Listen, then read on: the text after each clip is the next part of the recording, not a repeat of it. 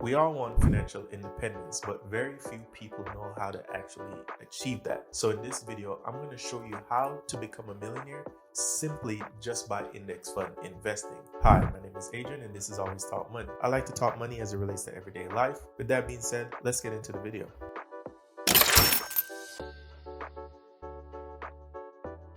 Now, with index fund investing, compound interest is your biggest friend.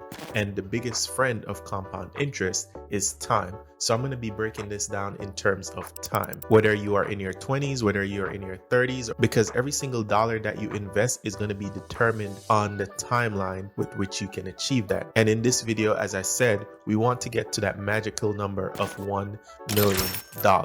Before I start with the numbers, what is index fund investing? Index fund investing is basically when you put your money in a group of assets that track a particular sector of the financial markets. For instance, an ETF like XHB that tracks the real estate market. It tracks the companies that build real estate, the companies that supply real estate, even the raw materials and so on and so forth. That tracks that particular sector of the market. So whenever those companies do good, XHB goes up. And whenever those companies do bad, it goes down, obviously. Investing, it is a roller coaster ride, but it's a roller coaster ride that keeps on going up. Even if you have a dip in the market for 1 day or 2 days or even a quarter, over a long enough time horizon, and you look at those charts, you will see that generally the market always goes up. With that being said, let's get into the numbers. Let's say you are in your 20s, right? You have more time for compound interest to do its thing on your favor. So you would pick a group of investments that are more or less safe, right? You don't have to take a big risk because you have more time for your money to grow. You would probably pick something that gives you a return, let's say around 10% year over year.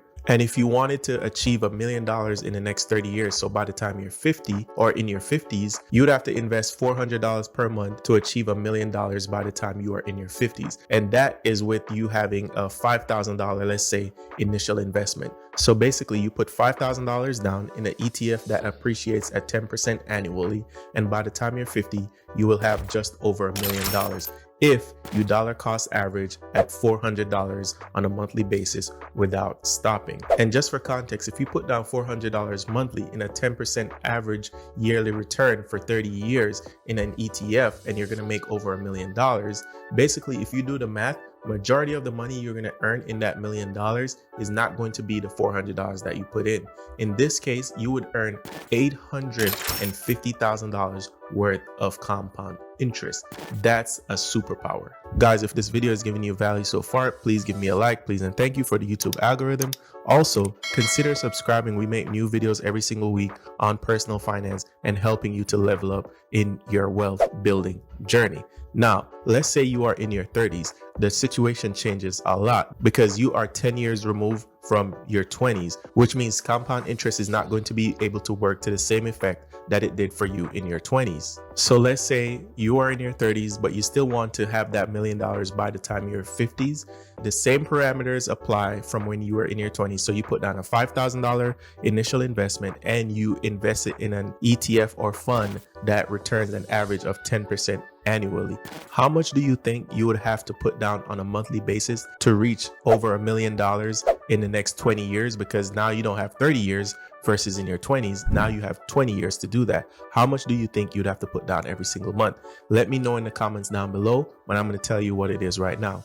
$1,300. Yes. You see the difference with compound interest. In your 20s, to achieve $1 million by the time you're 50, you only have to put down $400 a month. In your 30s, you more than have to triple your monthly contribution to get the same result by the time you're 50.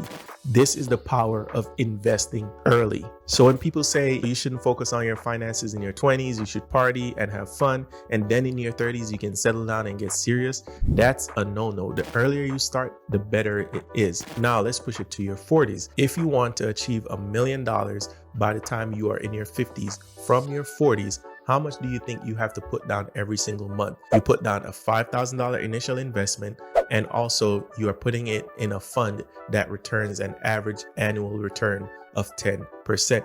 How much do you think you'd have to put down every single month to make $1 million by a decade's time, from your 40s to your 50s? Put it down in the comments down below. And unless you're using Google or a calculator, you're probably not going to guess this number. You would have to put down $5,000 every single month if you wanted to be invested at 10% return compound interest and make $1 million by the time you're 50. Not only that, the amount of money you would earn in interest would be $430,000. That's half of what you would have earned if you had started in your 20s. So basically, a majority of the money that you would be putting into the market to invest to make $1 million by the time you're 50s from your 40s would be the money that you actively had to put in. That is a no-go. Now, if you're in your 40s, you probably won't be retiring in your 50s. Most people wait until their 60s and even nowadays in their 50s. But if you want to be a millionaire just by index fund investing, remember, compound interest and time. Timing the market is better than time in the market. The longer you can stay invested is going to be better for you. Now, if you want an ETF guide on which type of investments I personally use and investments that return 8 to 10% annually, I have an ebook in the description down below. And these are all investments that I looked up personally myself. And if you buy the ebook, you can look them up on Google. It's all there. The information is all there. Once you can read the charts, you can see that these are good, healthy growth stock ETFs. With that being said, guys, this is the end of the video. Thank you guys for watching. Please like, please subscribe. Let me know what age you are and how far are you along in your millionaire journey. I hope far along, but if not, keep continuing to watch this channel. I will give you ways to improve your personal finances, and hopefully we can all be financially independent together. Until next time, guys, I appreciate you guys for watching. Have a good rest of your day. Peace.